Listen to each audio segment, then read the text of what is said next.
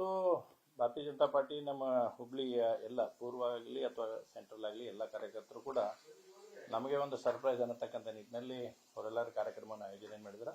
ವಿಶೇಷವಾಗಿ ನಮ್ಮ ಮಹಿಳಾ ಮೋರ್ಚಾ ಕಾರ್ಯಕರ್ತರು ಹಿಡಿದು ಪೇರೆಂಟ್ ಬಾಡಿ ಆಗಲಿ, ಯುವ ಮೋರ್ಚಾ, SC ಮೋರ್ಚಾ, ST ಮೋರ್ಚಾ, ಉಳಿದ ಎಲ್ಲ ಮೋರ್ಚಾದವರು ಸೇರಿಸಿ ಇವತ್ತು ಒಂದು ಅದ್ದೂರಿ ಸ್ವಾಗತವನ್ನು ಮಾಡಿದ್ದಾರೆ. ಇವತ್ತು ಅವರೆಲ್ಲರಿಗೂ ಇರ್ತಕ್ಕಂಥ ಖುಷಿ ಅಂತಂದರೆ ಏನು ಈ ರಾಜ್ಯದ 1,28,00,000 ತಾಯಂದಿರಿಗೆ, ಅದರಲ್ಲಿ ವಿಶೇಷವಾಗಿ 1,24,00,000 ಅಫಿಷಿಯಲ್ ಇರ್ತಕ್ಕಂಥದ್ದು, ಅವ್ರಿಗೆ ಸುಮಾರು 2 ತಿಂಗಳ ಕಂತನ್ನು ಇವತ್ತು ಸರ್ಕಾರ ತುಂಬಬೇಕಾಯ್ತು.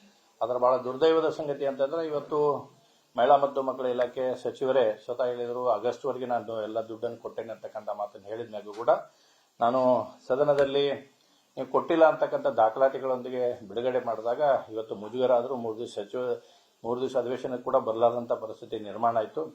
ಸನ್ಮಾನ್ಯ ಮುಖ್ಯಮಂತ್ರಿಗಳು ಉತ್ತರ ಕೊಟ್ಟರು ನನಗೆ, ಏನಂತೇಳಿ, ಆಯ್ತಪ್ಪ ನಿಮಗೆ ಹಾಕಿಲ್ಲ ಅಂದರೆ ಹಾಕಿ ಮುಗಿಸ್ತೀನಿ ಬಿಡು ನಿಮ್ಗೆ ಅಂತ ಹೇಳಿದರು. ತಕ್ಷಣ ಹಾಕ್ತೀನಿ ಅಂತಕ್ಕಂಥ ಮಾತನ್ನು ಹೇಳಿದರು. ಅದರ ದುರ್ದೈವದ ಸಂಗತಿ ಅಂದರೆ 9 ದಿವಸ ಅಧಿವೇಶನ ಮುಗಿದ್ರು ಇನ್ನೂವರೆಗೆ ಕೂಡ ಫೆಬ್ರವರಿ ಮತ್ತು ಮಾರ್ಚ್ ತಿಂಗಳ 5,000 ಕೋಟಿ 1,24,00,000 ತಾಯಂದರಿಗೆ ಇನ್ನೂ ಹಣ ತಲುಪಿಲ್ಲ ಅನ್ನುವಂಥದ್ದನ್ನು ಕೂಡ ಅಷ್ಟೇ ಸ್ಪಷ್ಟವಾಗಿದೆ. ಅದಾದಮೇಲೆ 9ನೇ ತಾರೀಕಿಗೆ ನಾನು ಮಾತಾಡಿದ ಮೇಲೆ 10ನೇ ತಾರೀಕಿಗೆ ಸೆಪ್ಟೆಂಬರ್ ಕಂತು ಬಂತು. ಮುಖ್ಯಮಂತ್ರಿಗಳು ಸಂಜೆಗೆ ನನಗೆ ರಿಪ್ಲೈ ಮಾಡಿದ ಮೇಲೆ ಅವತ್ತು ನೆಕ್ಸ್ಟ್ ಡೇ ಮತ್ತೆ 2,500 ಕೋಟಿ ರಿಲೀಸ್ ಮಾಡಿದ್ರು. ಅದು ಆಗಿದ್ದು ಅಂದರೆ ಜನರಿಗೆ ಮತ್ತೊಂದು ಕಣ್ಣು ಒರೆಸೋ ತಂತ್ರ. ಆಯ್ತು ಹಾಕಿವಿ ನೋಡಂತ ಹೇಳ್ತಾರೆ. ಅದು ಹಾಕಿದ್ದು ಫೆಬ್ರವರಿ ಮಾರ್ಚ್ ದುಡ್ಡಲ್ಲ, ಅದು ಹಾಕಿದ್ದು ಸೆಪ್ಟೆಂಬರ್ ಮಂತದ 2025 ಸೆಪ್ಟೆಂಬರ್ ತಿಂಗಳ ದುಡ್ಡನ್ನು ಅವ್ರು ಹಾಕಿದ್ದಾರೆ. ಹೀಗಾಗಿ ಇನ್ನೂವರೆಗೂ ಕೂಡ ಫೆಬ್ರವರಿ ಮತ್ತು ಮಾರ್ಚ್ ದುಡ್ಡು ಐತಿ. ಉಳಿದ ಅನೇಕ ಮಾಹಿತಿಗಳು ನನ್ನ ಕಡೆ ಇದಾವೆ. ನಾಳೆ ದಿವಸ ನಿಮಗೆಲ್ಲ ರಿಲೀಸ್ ಮಾಡುವಂತ ಪ್ರಯತ್ನ ನೋಡಿ. ಇವತ್ತು ಭಾರತೀಯ ಜನತಾ ಪಾರ್ಟಿ ಅಷ್ಟೇ ಅನ್ನುವಂಥದ್ದಲ್ಲ, ನಿನ್ನೆ ದಿವಸ ಬೆಳಗಾವದಲ್ಲಿ ಬಹಳ ದೊಡ್ಡದು ಆಗಿರ್ತಕ್ಕಂಥ ಎಲ್ಲ ಮಹಿಳೆಯರು ಕೂಡ ದೊಡ್ಡ ಪ್ರತಿಭಟನೆಯನ್ನು ಮಾಡಿದ್ದಾರೆ. ಲಕ್ಷ್ಮೀ ಹೆಬ್ಬಾಳ್ಕರ್ ಅವರು ನಮ್ಮ ರೊಕ್ಕ ಲೆಕ್ಕ ಕೊಡಿ ಅಂತಕ್ಕಂಥ ಮಾತನ್ನು ಕೂಡ ಅಲ್ಲಿ ಬೆಳಗಾವದಲ್ಲಿ ಮಹಿಳೆಯರು ಬಹಳ ದೊಡ್ಡ ಪ್ರಮಾಣದಲ್ಲಿ ಹೋರಾಟ ಮಾಡಿದ್ದಾರೆ. പക്ഷേ ಭಾರತೀಯ ಜನತಾ ಪಾರ್ಟಿ ಇಷ್ಟು ದಿವಸ ನಾವು ಸದನದ ಒಳಗಡೆ ಹೋರಾಟ ಮಾಡಿದ್ವಿ. ಮುಂದಿನ ಹಂತವಾಗಿ ಸದನದ ಹೊರಗಡೆ ಈ ಹೋರಾಟವನ್ನು ತೆಗೆದುಕೊಳ್ಳುವಂಥದ್ದನ್ನು ನಮ್ಮ ರಾಜ್ಯಾಧ್ಯಕ್ಷರು ಕೂಡ ನಿರ್ಣಯವನ್ನು ಮಾಡಿದ್ದಾರೆ. ನಮ್ಮ ವಿಪಕ್ಷ ನಾಯಕರು ನಿರ್ಣಯವನ್ನು ಮಾಡಿದ್ದೇವೆ. ಇದು ಹಂತ ಹಂತವಾಗಿ ಇಳಿತೈತೆ. ಯಾಕಂದ್ರೆ ಇವತ್ತು ನಾವು ಹೋರಾಟ ಮಾಡುವಂಥದ್ದು ಬಹಳಷ್ಟು ಇಲ್ಲ. ಇವತ್ತು ಈ ರಾಜ್ಯದ ತಾಯಂದ್ರಿಗೆ ಗೊತ್ತಾಯ್ತು ನಮ್ಮ ರೊಕ್ಕ ಏನಾಗತೈತಿ. ಗೃಹಲಕ್ಷ್ಮಿ ಅಂತಕ್ಕಂಥ ಹೆಸರು ಹೇಳ್ಯಾರ, ಆದರೆ ಲಕ್ಷ್ಮಿ ಎಲ್ಲಿ ಹೊಂಟೈತಿ ಅನ್ನುವಂಥದ್ದು ಯಕ್ಷ ಪ್ರಶ್ನೆ ಆಗೈತಿ. ಗೃಹ ಅಷ್ಟೇ ಉಳಿಯಾಗತೈತಿ, ಲಕ್ಷ್ಮಿ ಆ ಕಡೆ ಹೊಂಟೈತಿ ಅನ್ನುವಂಥದ್ದು ಒಂದು ದೊಡ್ಡದಾಗಿರ್ತಕ್ಕಂಥ ಯಕ್ಷ ಪ್ರಶ್ನೆ ಐತಿ. ಹೀಗಾಗಿ ನಮ್ದು ಆಗ್ರಹ ಐತಿ, ಈ 5,000 ಕೋಟಿಯನ್ನ ಫೆಬ್ರವರಿ ಮತ್ತು ಮಾರ್ಚ್ ಮಂತದ ಹಣವನ್ನ ತಕ್ಷಣ ಆ ತಾಯಂದರಿಗೆ 1,24,00,000 ಮಹಿಳೆಯರಿಗೆ ತಾಯಂದರಿಗೆ ಮುಟ್ಟಿಸ್ಬೇಕು. ಆ ತಾಯಂದರ ಪರವಾಗಿ ನಮ್ಮ ಕ್ಷೇತ್ರ ಜನ ಇವತ್ತೇನು ನನಗೆ ಓಟಾಗಿ ಆರಿಸ್ಕೊಟ್ಟಿದ್ರು, ಅವ್ರ ಪರವಾಗಿ ಒಂದು ಹೆಣ್ಮಕ್ಳ ಧ್ವನಿಯಾಗಿ, ತಾಯಂದ್ರ ಧ್ವನಿಯಾಗಿ ನಾನು ಮಾತಾಡ್ತಕ್ಕಂಥ ಕೆಲಸವನ್ನು ಮಾಡೀನಿ. ಅವ್ರಿಗೆ ನ್ಯಾಯ ಕೊಡಿಸ್ತಕ್ಕಂಥ ಕೆಲಸವನ್ನು ಮಾಡಿದ್ದೀನಿ. ಒಂದು ದೊಡ್ಡ ಭ್ರಷ್ಟಾಚಾರವನ್ನ ಹೊರಗೆ ಎಳಿತಕ್ಕಂಥ ಪ್ರಯತ್ನವನ್ನ ನಮ್ಮ ಸೆಂಟ್ರಲ್ ಕ್ಷೇತ್ರ ಜನ ಏನು ನನಗೆ ಆರಿಸಿ ಕಳಿಸಿದ್ರ ಅವ್ರಿಗೆಲ್ಲರಿಗೂ ಹೃತ್ಪೂರ್ವಕವಾದ ಅಭಿನಂದನೆ ಕೂಡ ನಾನು ಸಲ್ಲಿಸಕ್ಕೆ ಇಚ್ಛೆಪಡ್ತೀನಿ. ಇವತ್ತು ನೋಡಿ, 1 by 1 ತೆಗಿತಾ ಹೋದ್ರೆ ಗ್ಯಾರಂಟಿ ವಿಷಯಗಳು ಹೆಸರಿಗೆ ಮಾತ್ರ ಗ್ಯಾರಂಟಿ ಅನ್ನುವಂಥದ್ದಾಗ್ತದೆ. ಆದ್ರೆ ಹಿನ್ನೆಲೆಯನ್ನು ತೆಗೆದಾಗ ಬಹಳಷ್ಟು ಸಮಸ್ಯೆಗಳು ಉದ್ಭವ ಆಗ್ತಿದ್ದವು. ಇವತ್ತು ನಾನು 1ನೇದು ರಿಲೀಸ್ ಆಗಿದ್ದು, ಇನ್ನು ಮುಂದೆ ರಿಲೀಸ್ ಆಗೋದು ಬಹಳಷ್ಟು ಬೇರೆ ಬೇರೆ ಹಂತದಲ್ಲಿ ರಿಲೀಸ್ ಆಕ್ಕವ. ಅದನ್ನ ಮೊನ್ನೆನೂ ಕೂಡ ಅಧಿವೇಶನದಲ್ಲಿ ಕೇಳಿದಾಗ ನೆಕ್ಸ್ಟ್ ಏನ್ ನಿಮ್ದು ಅಂದಾಗ ನಾನು ಸಹಜ ಇನ್ನೊಂದು ಐತಿ ಅಂತ ಹೇಳಿದಾಗ ಕೆಲವೊಬ್ರು ನಿಮ್ಮಂತ ಪತ್ರಕರ್ತರು ಎಲ್ಲರಿಗೆ ಹೇಳ್ಬಿಡಿರೋದು. ನಾನು ಸೆಟ್ ಅಂತೇಳಿ NWKSRC ಬಗ್ಗೆ ಹೇಳಿದೆ. ಯಾಕಂದ್ರೆ ಶಕ್ತಿ ಯೋಜನೆ ಬಗ್ಗೆ ಸಿಕ್ಕಾಪಟ್ಟಿ ಹೇಳ್ತಾರ. ಅಷ್ಟು ಕೋಟಿ ತಾಯಂದ್ರಿಗೆ ನಾವು ಅಡ್ಡಾಡಿಸಿದ್ವಿ, ಇಷ್ಟು ಕೋಟಿ ತಾಯಂದ್ರಿಗೆ ಅಡ್ಡಾಡಿಸಿದ್ವಿ, ಅವ್ರಿಗೆ ಖುಷಿ ಮಾಡಿದ್ವಿ ಅಂತ ಹೇಳಿದ್ರು. ಆದ್ರೆ ಅದಕ್ಕೆ ಬರಬೇಕಾಗಿರ್ತಕ್ಕಂಥ ಒಂದೇ NW ನಿಗಮದ ಹೇಳಕ್ಕೆ, ಉಳಿದೆಲ್ಲ ನಿಗಮಲ್ಲ, ಒಂದೇ ನಿಗಮಕ್ಕೆ ಸುಮಾರು 941 ಕೋಟಿಯಷ್ಟು ಹಣ ಬರಬೇಕು. ನೀವು ಅಡ್ಡಾಡಿಸಿದ್ರಿ, ಅದ್ರ ರೊಕ್ಕ ಕಟ್ಟೋರು ಯಾರದ್ರದ? ನೀವು ರೊಕ್ಕ ಕಟ್ಟಲಾರ್ದ ಇವತ್ತು 901,000 ಕೋಟಿ ಅಂದ್ರೆ 41 1,000 ಕೋಟಿ ಅಂತ ಅಪ್ರಾಕ್ಸಿಮೇಟ್ಲಿ ಇಟ್ಕೊಂಡು ನಾವು 1,000 ಕೋಟಿ ಅಂದ್ರೆ ನಿಗಮ ನಾಳೆ ಮುಚ್ಚಿ ಹೋಗ್ತೈತಿ NWKSRC. ನೀವು ಬಸ್ನಾಗ ಅಡ್ಡಾಡಿಸಿದ್ರಿ, ರೊಕ್ಕ ಕಟ್ಟೋರು ಯಾರಿಲ್ಲ ಈಗ ಅದನ್ನ ಹೊಳ್ಳೋಕೆ. ಅಂದ್ರೆ ಒಂದು ಪರೋಕ್ಷವಾಗಿರ್ತಕ್ಕಂಥ ಸಮಸ್ಯೆನ ಇವತ್ತು ರಾಜ್ಯ ಸರ್ಕಾರ ತಂದೊಡ್ಡತಕ್ಕಂಥ ಪ್ರಯತ್ನವನ್ನು ಆಗ್ತಾ ಇದೆ. ಇವತ್ತೇನು ಗ್ಯಾರಂಟಿ ಅಂತಂದೇಳಿ ಗ್ಯಾರಂಟಿ ಮ್ಯಾಗ ಆರಿಸಿ ಬಂದ್ರು, ಗ್ಯಾರಂಟಿಯ ಮುಖವಾಡ ಒಂದೊಂದಾಗಿ ಬಯಲಿಗೆ ಬರುವಂತ ಕೆಲಸ ಆಗ್ತಾ ಇದೆ. ಅದ್ರ ಹಿನ್ನೆಲೆ ಏನು ಯಾಕೆ ಅನ್ನುವಂಥದ್ದು ಇನ್ನು ಮುಂದಿನ ದಿನಮಾನಗಳಲ್ಲಿ ಅನೇಕ ವಿಷಯಗಳನ್ನ ಮುಂದೆ ತರುವಂತ ಪ್ರಯತ್ನ ಮಾಡ್ತೀವಿ. ಇದು ಸ್ಪೆಸಿಫಿಕ್ ಫಾರ್ ಶಕ್ತಿ ಯೋಜನೆಗೆ ಉಳಿದಿರ್ತಕ್ಕಂಥ 941 ಕೋಟಿ NWKSRC ಇದು ಎಂದಿನಿಂದ ಸ್ಟಾರ್ಟ್ ಮಾಡಿದ್ರಿ. ಇದನ್ನ 2023 ಜುಲೈ ಆಗಸ್ಟ್ ಏನೋ ಪ್ರಾರಂಭ ಮಾಡ್ಯಾರ. ಅಲ್ಲಿಂದ ಇಲ್ಲಿ ಮಟ್ಟ ಅಂದ್ರೆ 941 ಕೋಟಿ. ಇವನ್ ನಿನ್ನೆ ನಾವು ಈ ವಿಷಯ ರೇಸ್ ಮಾಡಾದ್ಮ್ಯಾಗ ನಿನ್ನೆ 441 ಕೋಟಿ for entire Karnataka, not only for Hubli Dharwad, entire ಕರ್ನಾಟಕಕ್ಕೆ ಸುಮಾರು 400 ಕೋಟಿಯನ್ನ ರಿಲೀಸ್ ಮಾಡ್ತಕ್ಕಂಥದ್ದು ಮಾಡಿದ್ದಾರೆ. ಅದ್ರ ಮಾಹಿತಿ ನಿನ್ನೆ ಸದನದಲ್ಲಿ ಹೇಳುವಂತ ಸಂದರ್ಭದಲ್ಲಿ ಹೇಳಿದ್ರೆ 400 ಕೋಟಿ ರಿಲೀಸ್ ಮಾಡ್ತೀವಿ ಅಂತೇಳಿ. ಎರಡನೇದು ನಾನು ಕೇಳಿದ್ದೇನೆ ಇದ್ರದ್ದು ಹಣ ಅಂತಂದ್ರೆ ಇದ್ರ ದಿನ ಇನ್ನೂ ಬ್ಯಾಲೆನ್ಸ್ ಐತಿ. ಒಂದಿಷ್ಟು ಉಳಿದ ದಾಖಲಾತಿಗಳು ನಾಳೆ ನಾವು ಪ್ರೆಸ್ ಮೀಟ್ ಅನ್ನು ಮಾಡ್ತೇವೆ ರವಿ ಇರ್ತೀವಿ ಸರ್. ಅದರ ಉಳಿದೆಲ್ಲ ದಾಖಲಾತಿಗಳನ್ನು ಬಿಡುಗಡೆ ಮಾಡ್ತೀವಿ. ಈಗ ಒಂದು ಅಧಿವೇಶನ ಸಂದರ್ಭದಲ್ಲಿನೇ DKC ಟೀಮ್ ಇರ್ಬೋದು ಮತ್ತು ಸಿದ್ದರಾಮಯ್ಯ ಅವರ ಟೀಮ್ ಏನು ಅವತರಣ ಮಾಡಿದ್ರು, ಒಂದು ರೀತಿಯಲ್ಲಿ ಸರ್ಕಾರದ ಡ್ಯಾಮೇಜ್ ಆಗೋ ರೀತಿಯಲ್ಲಿ ಸ್ಟೇಟ್ಮೆಂಟ್ ಕೊಟ್ಟರು. ಈಗ ಅಧಿವೇಶನ ಮುಗೀತು, ಈಗ ಅಂದ್ರೆ ಬಹಿರಂಗವಾಗಿ ಮತ್ತಷ್ಟು ಇರುತ್ತೆ. ನೋಡಿ, ಈ ಗೃಹಲಕ್ಷ್ಮಿದ ಒಂದು ಎಕ್ಸಾಂಪಲ್ ತಗೊಂಡ್ಬಿಡ್ರಿ.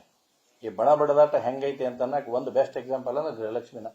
ಯಾವಾಗ ಸನ್ಮಾನ್ಯ ಸಚಿವರಿಗೆ ನಾನು ಇದ್ರ ಬಗ್ಗೆ ಸಾಕಷ್ಟು ಮಾಹಿತಿಗಳನ್ನು ಕೇಳಿದ್ದೆ, ಕೇಳಿದಾಗ ಅವ್ರೇನು ಹೇಳಿದ್ರು, ಫೈನಾನ್ಸ್ ಡಿಪಾರ್ಟ್ಮೆಂಟ್ ಅನ್ನ ಮುಖ್ಯಮಂತ್ರಿಗಳ ಕಡೆ ಐತಿ, ಮುಖ್ಯಮಂತ್ರಿಗಳ ರಿಲೀಸ್ ಮಾಡಿದ ತಕ್ಷಣನೇ ಒಂದು ಕ್ಷಣನೂ ತಡಿಲಾರ್ದ ನಾ ದುಡ್ಡು ಹಾಕ್ತೀನಿ ಅಂತೇಳಿ. ಹಾಗಾದ್ರೆ ಲಕ್ಷ್ಮೀ ಹೆಬ್ಬಾಳ್ಕರ್ ಅವರಿಗೇನು ಸಿದ್ದರಾಮಯ್ಯನವ್ರು ದುಡ್ಡು ಕೊಡ್ತಾ ಇಲ್ವಾ? ಅವರು DK ಶಿವಕುಮಾರ್ ಅವ್ರನ್ನ ಮುಖ್ಯಮಂತ್ರಿ ಮಾಡಕ್ ಹೊಂಟಾರಂತಂದೇಳಿ ದುಡ್ಡು ಕೊಡ್ತಾ ಇಲ್ವಾ? ಇದನ್ನ ಯಾರು ಕೊಡ್ಬೇಕು ಉತ್ತರ?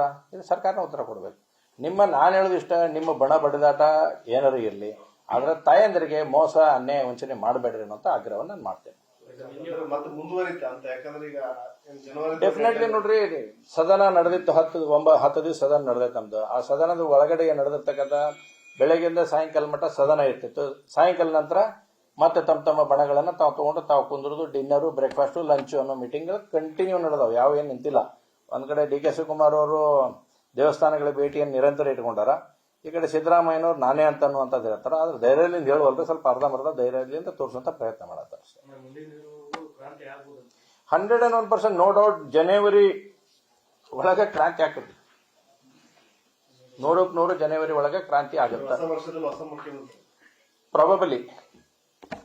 ಸರ್, ಅಮಿತ್ ಶಾ ಅಸಮರ್ಥ ಗೃಹ ನೋಡ್ರಿ, ಈ ರೀತಿ ಹೇಳಿಕೆ ಯಾರು ಕೊಡ್ತಾರ ಅವ್ರ ಬಾಯಾಗೆ ಯಾರು ಮಾತಾಡ್ತಾರಲ್ಲ ಅವರ ಅಸಮರ್ಥ ಇರ್ತಾರ. ನಾವು ಯಾರಿಗಾರ ಬಗ್ಗೆ ಟೀಕೆ ಟಿಪ್ಪಣಿ ಮಾಡ್ಬೇಕಂತಂದ್ರೆ ನಮ್ದು ನಾಲಿಗೆ ಮ್ಯಾಗ ಹಿಡ್ತಾ ಇಟ್ಕೊಂಡು ಮಾಡುವಂತದನ್ನ ಪ್ರಯತ್ನ ಆಗ್ಬೇಕು. ನಾನು ಆ ಸಚಿವರಿಗೆ ಕೇಳಕ್ಕೆ ಇಚ್ಛೆ ಪಡ್ತೇನೆ, ನೀವು ಇವತ್ತು ಅಮಿತ್ ಶಾರ್ಗೆ ಅಸಮರ್ಥರು ಅಂತ ಹೇಳಕತ್ತೀರಿ. ಇವತ್ತು ಗೂಗಲ್ ಕಂಪ್ನಿ ಕರ್ನಾಟಕಕ್ಕೆ ಬಂದಿತ್ತು. ನಿಮಗೆ ಬೇರೆ ವಿಷಯಗಳ ಬಗ್ಗೆ ಮಾತಾಡಕ್ಕೆ ಸಾಕಷ್ಟು ಸಮಯವನ್ನ ಕಾಲಾವಕಾಶನ ಹರಣ ಮಾಡ್ಕೊಂಡ್ರಿ ನೀವೆಲ್ಲ. ಆ ಗೂಗಲ್ ಕಂಪ್ನಿ ಎಲ್ಲಿ ಕಳಿಸಿದ್ರಿ? ಹಾಗಾದ್ರೆ ನೀವೇನು ಸಮರ್ಥ ಸಚಿವರ? ನೀವ್ಯಾವ ಸಮರ್ಥ ಸಚಿವರು? ಒಂದು ಕಂಪ್ನಿ ತಂದು ಕರ್ನಾಟಕದಾಗ ಇವತ್ತು ನಿನ್ನೆ ಮುಖ್ಯಮಂತ್ರಿಗಳು ಪರ್ ಆಕ್ಟ್ ಇನ್ಕಮ್ ರಿಲೀಸ್ ಅನ್ನು ಮಾಡಿದ್ದಾರೆ. ಯಾರ ಜಿಲ್ಲೆಗಳಿಗೆ ಏನೇನೈತಂತೆ. ಲೋಯೆಸ್ಟ್ ಇರೋದು ಯಾವ್ದು ರಾಜ್ಯದಾಗ? ಗುಲ್ಬರ್ಗನ ಐತಿ ಲೋಯೆಸ್ಟ್ ಇರ್ತಕ್ಕಂಥ. ಅದನ್ನು ಸುಧಾರಣೆ ಮಾಡಕ್ಕೆ ಅವ್ರು ತಲೆ ಓಡಿಸ್ಲಿ ಫಸ್ಟ್ ಮುಖ್ಯ ಸಚಿವರು, ಮಾನ್ಯ ಸಚಿವರು.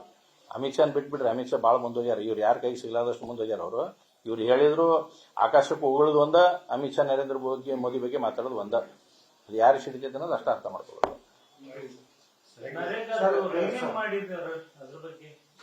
ನೋಡಿ, ಇವತ್ತು ದೇಶದಲ್ಲಿ ಇವತ್ತು ಸಾಕಷ್ಟು ವಿಷಯಗಳನ್ನ ಪರಿವರ್ತನೆ ಮಾಡ್ತಾರ, ಬೇರೆ ಬೇರೆ ಹೆಸರುಗಳನ್ನ ಚೇಂಜ್ ಮಾಡುವಂತದ್ದು ಇದೊಂದು ನಾರ್ಮಲ್ ಪ್ರಕ್ರಿಯೆ. ಕಾಂಗ್ರೆಸ್ ಏನ್ ಮಾಡಿಲ್ಲ ನಂಗಂದ್ರೆ. ಆದ್ರೆ ಇವತ್ತು ನೋಡ್ರಿ, ಸಾಕಷ್ಟು ವಿಮಾನ ನಿಲ್ದಾಣಗಳಿಗೆ ಇಂದಿರಾ ಗಾಂಧಿ ಇಂಟರ್ನ್ಯಾಷನಲ್ ವಿಮಾನ ನಿಲ್ದಾಣ ಅಂತ ಐತಿ, ರಾಜೀವ್ ಗಾಂಧಿ ಇಂಟರ್ನ್ಯಾಷನಲ್ ವಿಮಾನ ನಿಲ್ದಾಣ ಅಂತ ಐತಿ. ನಾವು ಅವನೇನ್ ಚೇಂಜ್ ಮಾಡಕ್ ಹೋಗಿವ? ನೀವು ಅದ್ರಾಗ ಗಾಂಧೀಜಿ ಏನ್ ಹೇಳಿದ್ರು? ಗಾಂಧೀಜಿ ಏನಂತ ಹೇಳ್ತಿದ್ರು? ಗಾಂಧೀಜಿ ರಾಮನ ಬಗ್ಗೆ ಏನ್ ಹೇಳಿದ್ರು? ಹೇ ರಾಮ ಅಂತ ಹೇಳ್ತಿದ್ರು. ಗಾಂಧೀಜಿ ಹೇ ರಾಮ ಅನ್ನೋದು ಬಿಟ್ರೆ ಇನ್ನೇನು ಹೇಳ್ತಿದ್ದಿಲ್ಲ. ಅದನ್ನ ತಗೊಂಡಾರ ವಾಪಸ್. ಗಾಂಧೀಜಿಯವರನ್ನು ಶಾಶ್ವತವಾಗಿ ಉಳಿಸುವಂತ ನಿಟ್ಟಿನಲ್ಲಿ ಈ ಹೆಸರನ್ನು ತಗೊಂಡಿದ್ದೆ.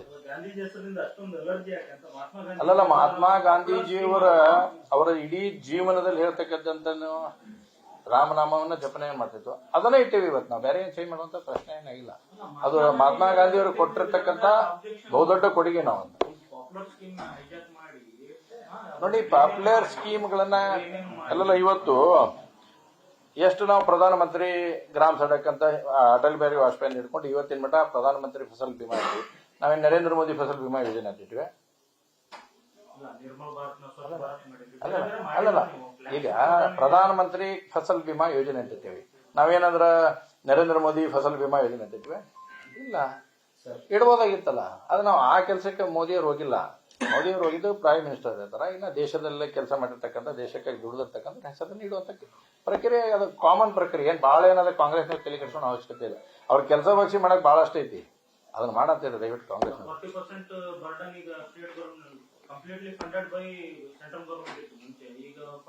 ನೋಡಿ, ನಿನ್ನೆ ಇದರಲ್ಲಿ ಸಾಕಷ್ಟು ವಿಷಯಗಳು ಚರ್ಚೆ ಆಗಿದ್ದಾವ. UC ಸರ್ಟಿಫಿಕೇಟ್ ಕೊಡ್ಲಾರ್ದಷ್ಟು ಕೆಳಕ್ಕೆ ಇವತ್ತು ಕರ್ನಾಟಕ ಸರ್ಕಾರ ಹೋಗೈತಿ. ನಿನ್ನೆ ಮುಖ್ಯಮಂತ್ರಿಗಳು ಸುಳ್ಳು ಹೇಳ್ತಾರೆ ಅನೇಕ ವಿಷಯಗಳನ್ನ. UC ಯುಟಿಲೈಸೇಷನ್ ಸರ್ಟಿಫಿಕೇಟ್ ಅನ್ನ ಇವತ್ತು ಸರ್ಕಾರ ಕೊಡಬೇಕಿಲ್ಲ. ಯಾರಿಗೆ? ಸೆಂಟ್ರಲ್ ಗೌರ್ಮೆಂಟ್ಗೆ ಯುಟಿಲೈಸೇಷನ್ ಸರ್ಟಿಫಿಕೇಟ್ನ ಸಬ್ಮಿಟ್ ಮಾಡಬೇಕು. ಸಬ್ಮಿಟ್ ಯಾಕೆ ಮಾಡಿಲ್ಲ? ನಾನು ಏನ್ರ ನಿಮ್ಗೆ ರೊಕ್ಕ ಕೊಡಬೇಕು ಅಂತಂದ್ರೆ ನಿಮ್ಗೆ ಕೆಲಸ ಮಾಡಿಕೊಟ್ರೆ ನಂಗೆ ರೊಕ್ಕ ಕೊಡ್ತೀರಿ ನೀವು. ಎಲ್ಲಪ್ಪಣ್ಣ, ನಾ ಕೆಲಸ ಮಾಡೋದು ರೊಕ್ಕ ಕೊಡ್ತೀರಿ ನೀವು? ಕೆಲಸ ಮಾಡಿದ್ದಕ್ಕೆ ಕೊಡಪ್ಪ ಬಿಲ್ ಅಂತ ಹೇಳ್ತಾರೆ. ಬಿಲ್ ಕೊಡ್ಬೇಕಲ್ಲ, ಮತ್ತೆ ಯುಟಿಲೈಸೇಷನ್ ಸರ್ಟಿಫಿಕೇಟ್ ಕೊಡ್ಬೇಕಲ್ಲ ಸರ್ಕಾರ. ಸರ್ಕಾರ ಬಿಲ್ ಕೊಟ್ಟಿಲ್ಲ. ಎಲ್ಲಿ ಮಟ್ಟ ಆಗೈತೆ ಅಂತಂದ್ರೆ ನಿನ್ನೆ ಸಿ ಪಟೇಲ್ರು ಆ ಕಮಿಟಿ ಚೇರ್ಮನ್ ಅದಾರ. ನಿನ್ನೆ ಅವ್ರ ಹೌಸ್ನಲ್ಲಿ ನೇರವಾಗಿ ಹೇಳಿದಾರೆ, ಆ ಚೇರ್ಮನ್ ರಾಗಿ ಅಧಿಕಾರಿಗಳಿಂದ ತೆಗೆದುಕೊಂಡಾಗ ಮೀಟಿಂಗ್ ಮಾಡಿದಾಗ ಯುಟಿಲೈಸೇಷನ್ ಸರ್ಟಿಫಿಕೇಟ್ ಕೊಡಕ್ಕೆ ನಮ್ಗೆ ಆಗಿಲ್ಲ ಅಂತ ಹೇಳ್ಯಾರ. ನಿಮ್ಗೆ ಗೊತ್ತಿರ್ಲಿ, ಅವ್ರು ನಿನ್ನ ಹೇಳಿದ್ದು ಸಿ ಪಟೇಲ್ ಸಾಹೇಬ್ ಹೇಳಿದ್ದು ಏನಿತ್ತು ಅಂದ್ರೆ, ಏನು ದುಡ್ಡು ಬರ್ಬೇಕಾಗಿತ್ತಲ್ಲ ಇವ್ರು ಕೊಡ್ಲಾರದ ಕಾರಣಕ್ಕಾಗಿ ನಾ ದುಡ್ಡು ಬರುದಿಲ್ಲ ಇಂತೆಲ್ಲ ಇಟ್ಕೊಂಡ್ಬಿಟ್ರಿ. ಇದು ಯಾರ ಹೊಣೆ? ಈಗ ಸರ್ಕಾರದ ಹೊಣೆ. ಸರ್ಕಾರನ ಬರ್ಸ್ಬೇಕಿದ್ದು ದುಡ್ಡು, ಬೇರೆ ಯಾರು ಬರ್ಸಕ್ ಸಾಧ್ಯ.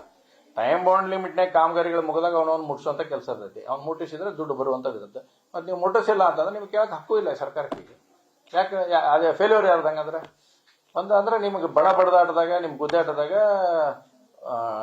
ಇವರೆಲ್ಲ ಅಧಿಕಾರಿ ವರ್ಗದವ್ರು ನೆನಪಾರಿ ಬಿಟ್ರಿ. ಅಧಿಕಾರಿ ವರ್ಗದವ್ರು ತಮ್ಮ ಪಾಟಿಗೆ ತಾವು ಆರಾಮ್ ತಮಗೆ ಅಂತ ಅದು ಮಾಡ್ಕೊಂಡು ಹೋಗುವಂತ ಪ್ರಯತ್ನ ಆಗ್ತದೆ. ರಾಜ್ಯ ಸರ್ಕಾರ ಆರೋಗ್ಯ ಇಲಾಖೆಗೆ 70 ಕೋಟಿ ಖರ್ಚು ಮಾಡಿ ಒಂದು ಸ್ಯಾನಿಟರಿ ನ್ಯಾಪ್ಕಿನ್ ಶುಚಿ ಅನ್ನೋ ಯೋಜನೆ ವಿದ್ಯಾರ್ಥಿಗಳಿಗೆ ಕೊಡ್ಲಿಕ್ಕೆ ಮುಂದಾದರು. ಆ ಯೋಜನೆ ಇಲ್ಲಿಯವರೆಗೂ ಸಂಪೂರ್ಣವಾಗಿ ಹಳ್ಳಾಡಿದೆ. ಒಂದೇ ಒಂದು ಪ್ರಾರಂಭದಲ್ಲಿ ಚಾಮರಾಜನಗರಕ್ಕೆ 15,000 ವಿದ್ಯಾರ್ಥಿಗಳಿಗೆ ಕೊಟ್ಟಿಬಿಟ್ರೆ 70 ಕೋಟಿ ಎಲ್ಲಿ ಹೋಯಿತು ಅನ್ನೋದೇ ಗೊತ್ತಾಗ್ತದೆ. ವಿದ್ಯಾರ್ಥಿನಿಗಳಿಗೆ ಒಂದು ನೈರ್ಮಲ್ಯ ಒಳ ತಡೆಗಟ್ಟಬೇಕು, ಅವ್ರಿಗೆ ಮಂತ್ಲಿ ಒಂದು ಅವೇರ್ನೆಸ್ ಮೂಡಿಸಿಕೊಳ್ಳುವಂಥ ಕಾರ್ಯಕ್ರಮ. ಆ ಕಾರ್ಯಕ್ರಮ ಏನಾಯಿತು ಸರ್? ನೋಡಿ, ನಾನು ಹೇಳ್ತಾ ಇದ್ದೇನಲ್ಲ, ಇವತ್ತು ಇವರು ಬಡದಾಟದ ನಡುವೆ ಪಾರ್ಟಿದು ನಮ್ಮ ಅಧಿಕಾರಿ ವರ್ಗಕ್ಕೆ ಅಂಜ್ಬಿಟ್ಟೈತಿ. ಇವ್ರದೇನು ನಾವೇನು ಕೇಳೋ ಅವಶ್ಯಕತೆ ಇಲ್ಲ ಅಂತ ಆಗೈತಿ. ನಿಮ್ದು ಯಾವಾಗ ಅಡ್ಮಿನಿಸ್ಟ್ರೇಷನ್ ಅನ್ನು ಸರಿಯಾದ ದಿಕ್ಕಿನಲ್ಲಿ ಹೋತಂತಂದ್ರೆ, ನಾವು ಅನೇಕ ಸಂದರ್ಭದಲ್ಲಿ ಹೇಳಿವಿ, 13ರಿಂದ 18 ಇದ್ದಿದ್ದು ಸಿದ್ದರಾಮಯ್ಯ 23ರಿಂದ ಇಲ್ಲ ಅಂತಂದೇಳಿ. ಅವಾಗಿತ್ತು, ನಾವೇನು ಇಲ್ಲ ಅಂತ ಹೇಳಂಗಿಲ್ಲ. ಅವಾಗ ಒಂದು ಅವ್ರದ್ದಷ್ಟೇ ಒಂದು ಗೊತ್ತಿತ್ತು, ಒಂದು ಅಧಿಕಾರಿ ವರ್ಗ ಅವ್ರಿಗೆ ತಲೆ ಬಾಗಿಸುವಂಥದ್ದು ಇತ್ತು. ಆದ್ರೆ ಇವತ್ತು ಅವ್ರಿಗೆ ನಿಶಕ್ತಿ ಆಗಿದ್ದಾರೆ ಆ ವಿಷಯದಾಗ. ಅಧಿಕಾರಿ ಹಿಡಿತ ಕಳ್ಕೊಳಕಂತದ್ದಾಗೈತಿ. ಅಧಿಕಾರಿ ವರ್ಗಕ್ಕೆ ಹಿಡಿತು ಹೋಗಿದ್ ನೋಡಿ. ಇಷ್ಟು ಸುಳ್ಳು ನಿಮ್ಗೆ ವರದಿ ಕೊಡ್ತಾರಂತಂದ್ರೆ ಸಚಿವರಾದವ್ರು ನೋಡಾಕು ನನಗೆ ಕೂತಿಲ್ಲ ಅಂದ್ರೆ ಏನ್ ಹೇಳ್ಬೇಕು? ಈಗ ನನಗೂ ನನ್ನ PAಗಳು ಜಗ್ಗ ಮಾಹಿತಿ ಕೊಡ್ತಿರ್ತಾರಂತಂದ ನಾನು ಸುಮ್ ಕಣ್ಣು ಮುಚ್ಚಾಯಿ ಮಾಡಿದ್ರೆ. ಶುಚಿ ಯೋಜನೆದ್ರೊಳಗೂ ಕೂಡ ಸಾಕಷ್ಟು ಲ್ಯಾಪ್ಸಸ್ ಆಗಿದಾವ. ಅದ್ರ ಬಗ್ಗೆ ತನಿಖೆ ಆಗ್ಬೇಕು. ಏನೇನು ಸಮಸ್ಯೆ ಆಗ್ಯಾವ ಏನ್ ತಗೋಂತದನ್ನ ಸರ್ಕಾರ ಈಗಾದ್ರೂ ಎಚ್ಚೆತ್ಕೊಳ್ಬೇಕು. ಮಂತ್ರಿಗಳು ಅದನ್ನ ಎಚ್ಚೆತ್ಕೊಂಡು ಅದನ್ನ ಸರಿ ಮಾಡ್ತಕ್ಕಂಥ ಪ್ರಯತ್ನ ಮಾಡ್ರಿ. ಇಲ್ಲ ಅದು ಆಗಿದ್ದ ವಿಷಯನ ಮೀಡಿಯಾ ಮುಂದೆ ಸಂಪೂರ್ಣವಾಗಿ ಏನಾಗಿತ್ತು ಅನ್ನೋ ಮಾಹಿತಿಯನ್ನು ಅಲ್ಲ ನೋಡ್ರಿ. ಒಂದ್ಸಲ ಯೋಜನೆಗಳನ್ನ ನಾವು ಪ್ರಾರಂಭ ಮಾಡಿದ್ವಿ ಅಂತಂದ್ರ ಆ ಯೋಜನೆಗಳ ಸರಿಯಾದ ದಿಕ್ಕಿನಲ್ಲಿ ತಲುಪಬೇಕು. ಕೇವಲ ನಾವು ಪಬ್ಲಿಸಿಟಿ ತಗೊಳಕ್ ಯೋಜನೆಗಳಾಗಿ ಉಳಿಬಾರ್ದು. ಕೆಳ ಹಂತದವರೆಗೆ ತಲುಪುವಂತ ಕೆಲಸವನ್ನು ಸರ್ಕಾರ ತಗೋಬೇಕು. ಬೆಳಗಾವಿ ಪ್ರಾದೇಶಿಕ ಶಿಕ್ಷಣ ಇಲಾಖೆ 17,000 ಹುದ್ದೆಗಳು ಖಾಲಿದ್ದು ಶಿಕ್ಷಕರು. ಈಗಾದರೂ ಶೈಕ್ಷಣಿಕ ಮಟ್ಟ ಹೆಂಗೆ ಸುಧಾರಿಸ್ತೀರಿ? ಅಲ್ಲ ನೋಡಿ, ಈಗ ನಾನು ಹೇಳಿದ್ದೇನೆ, ಅನೇಕ ವಿಷಯಗಳನ್ನ ಶಿಕ್ಷಣ ಇಲಾಖೆಗೆ ಸಂಬಂಧಪಟ್ಟಿದ್ದು ಮಾತಾಡಿದೆ ನಾನು ಮೊನ್ನೆ. ನಿಮ್ಗೆ ಎಲ್ಲಿ ಮಠ ಇಲಾಖೆ ಹೋಗ್ತಾ ಇರೋ ಸಮಸ್ಯೆಗಳನ್ನ ಅನುಭವಿಸ್ತಾ ಅಂದ್ರೆ ಸಾಲಿ ಮುಗಿಯಾಕ ಬಂದು ಇನ್ನು 3 ತಿಂಗಳಕ್ಕೆ ಇನ್ನೂ ಮಠ ಸಾಕ್ಸು ಬೂಟು ಇಲ್ಲ ಮಕ್ಕಳಿಗೆ. ಅವ್ರು ಯಾರ ಕಾರಣ ಇದಕ್ಕೆ? ಒಂದ್ ಕಡೆ ನಮ್ಗೆ ಯಾವುದೇ ರೀತಿಯಾದಂತ ಆರ್ಥಿಕ ಸಮಸ್ಯೆ ಇಲ್ಲ ಅಂತ ಮುಖ್ಯಮಂತ್ರಿಗಳು ಹೇಳ್ತಾರ. ಎಲ್ಲಾ ಇಲಾಖೆಯೊಳಗೆ ಆರ್ಥಿಕ ಗೋಟಾವಳಿ ಆಗತ್ತೆ. ಬೂಟು ಸಾಕ್ಸು ಕೊಡಸಾಕ ಒಂದ್ ಕಡೆ ಸರ್ಕಾರಕ್ಕೆ ದುಡ್ಡಿಲ್ಲ. ಒಂದ್ ಕಡೆ ನೀವು ಹೇಳದಂಗ ನ್ಯಾಪಿನ್ ಹುಡುಗಿಯರಿಗೆ ಕೊಡ್ತೇವೆ ಅಂತ ನ್ಯಾಪಿನ್ ಕೊಡ್ಸಾಕ ಅವ್ರ ಕಡೆ ದುಡ್ಡಿಲ್ಲ. ಗೃಹಲಕ್ಷ್ಮಿ ರೊಕ್ಕ ಎಲ್ಲೋ ಅಂತಂದ್ರ ಗೊತ್ತಿಲ್ಲ ಅಂತ ಹೇಳ್ತಾರ. ಐತಿ. ಈಗ NWKSRC ರೊಕ್ಕ ಒಂದೇ ಹೇಳಿದೆ ನಿಮ್ಗೆ, ಸುಮಾರು 1,000 ಕೋಟಿ ಅದಕ್ಕೆ ಬರ್ಬೇಕು. ನಾವು ಲೆಕ್ಕ ಹಾಕೊಂತಂದ್ರೆ 8 ಜೀರೋ ಹಾಕೋ 8 ಲೆಕ್ಕ ಹಾಕೈತೆ ಅನ್ನೋದು ನೆನಪಾಗ್ಲಾರ್ದಷ್ಟು ಪರಿಸ್ಥಿತಿಗೆ ಸರ್ಕಾರ ಅಷ್ಟು ಅಧೋಗತಿಗೆ ಹೋಗೈತಿ. ಇವತ್ತು ನಿಜವಾಗ್ಲೂ ಕೂಡ ಹೇಳ್ಬೇಕಂತಂದ್ರೆ ಅಧೋಗತಿ. ಉತ್ತರ ಕರ್ನಾಟಕದ ಬಗ್ಗೆ ನಾವು ಹೇಳ್ತೀವಿ. ಅಲ್ಲ, ನಾಟ್ ಓನ್ಲಿ ಶಿಕ್ಷಕರು. ಇವತ್ತು ಎಷ್ಟು ಹುದ್ದೆಗಳ ಖಾಲಿ ಅದಾವ ಕರ್ನಾಟಕ ರಾಜ್ಯದಾಗ? ನೆಪ ಏನ್ ಹೇಳ್ತಿದ್ರಿ ಇವ್ರ? ಒಳ ಮೀಸಲಾತಿ ಐತಿ, ಅದಕ್ಕೆ ಆಗಂಗಿಲ್ಲ ಅಂತೇಳಿ. ಒಳ ಮೀಸಲಾತಿ ಒಂದ್ ಕಡೆ ಇಡ್ರಿ. ಈಗ NWKSRTC ನಾನು ಲಾಸ್ಟ್ ಟೈಮ್ ಆ ಸದನದಲ್ಲಿ ಮಾತಾಡಿದೆ. 1,000 ಜನ ತಗೊಂಡಾರ. ಈ ಸಲ ನಮಗ ಈ ಗೃಹಲಕ್ಷ್ಮಿ ಎತ್ತಿದ ಕೂಡ ಬಹಳಷ್ಟು ನಮ್ಮನ್ನ ರಿಸ್ಟ್ರಿಕ್ಷನ್ ಮಾಡಿ ಮಾತಾಡಕ್ ಕೊಡ್ಲಾರ್ದಂಗೆ ಕುಂದಿರ್ಸಿದ್ರು ನಮ್ಗೆ ಒಳ್ಳೆ ವಾಪಸ್. ಏನಾದ್ರು ಮಾತಾಡ್ತಾನ ಅಂತಂದೇಳಿ ಈಗ ಇನ್ನೂ 847 ಹುದ್ದೆಗಳು, 814 ಹುದ್ದೆಗಳಂತ ಹೋಗ್ಬೇಕು. ಇದು ಓಲ್ಡ್ ಇದು. ಇದೇನು ಇದಕ್ಕೆ ಯಾಕೋ ಒಳ ಮೀಸಲಾತಿ ಎಲ್ಲಿ ಅಪ್ಲೈ ಆಗಲ್ಲ. ಕೇಳಿದ್ರಿ ಎಲ್ಲ ಒಳ ಮೀಸಲಾತಿ ಆಗ್ಬೇಕು, ಹೊಳ್ಳಿ ಪ್ರಕ್ರಿಯೆ ಮಾಡೋದು. ಯಾಕೆ ಪ್ರಕ್ರಿಯೆ ಮಾಡ್ತೀರಿ? ಅವರೆಲ್ಲ ಟೆಸ್ಟ್ ಕೊಟ್ಟಾರ, ಪಾಸ್ ಆಗ್ಯಾರ, ಜೀವನದಾಗ ಎಲ್ಲ ಮುಗಿಸ್ಕೊಂಡಾರ, ವಯೋಮಿತಿ ಹೊಂಟೈತಿ. ಈಗ ಒಳ ಮೀಸಲಾತಿ ತಂದು ಹಾಕಿದ್ರಿಂದ ಏನ್ ಸಮಸ್ಯೆ ಐತಿ? ಇದು ಆಗ ಹಿಂದಾಗಿರ್ತಕ್ಕಂಥದ್ದು. ಇದಕ್ಕೂ ಒಳ ಮೀಸಲಾತಿ ಇನ್ನೇನು ಒಳ ಮೀಸಲಾತಿ ಮಾನ್ಯ ಮಾಡ್ಯಾರ, ಇನ್ನು ಮುಂದೆ ಇಂಪ್ಲಿಮೆಂಟ್ ಆಗತ್ತ. ಇವೆಲ್ಲ ಹಳೆಯದಕ್ಕೆ ಯಾಕೆ ಇಟ್ಕೊಂಡು ಕೂತೀರಿ? ಎಷ್ಟಾಗ್ಯಾವ ಹಳೆವೆ? ಎಕ್ಸಾಮ್ ಮಾಡಿದ್ವಿ ಅಷ್ಟು. ನೀವು KPSC ಎಕ್ಸಾಮ್ ಎಷ್ಟು ಮಾಡಿರಿ? ಯಾವ್ಯಾವ ಎಕ್ಸಾಮ್ ಎಷ್ಟು ಮಾಡ್ಯಾರ ಕೇಳಿ ಅವ್ರಿಗೆಲ್ಲ. ಆ ಒಂದರ ರಿಸಲ್ಟ್ ಕೊಟ್ರೆ ಆ ಒಂದರ ಮಕ್ಕಳನ್ನ ತಗೊಳಂತದಾತ? ಯಾವುದು ಏನಿಲ್ಲ, ಎಲ್ಲ ಸ್ಟ್ಯಾಂಡ್ ಸ್ಟಿಲ್. ಸರ್ಕಾರನ ಸ್ಟ್ಯಾಂಡ್ ಸ್ಟಿಲ್. ಧನ್ಯವಾದಗಳು.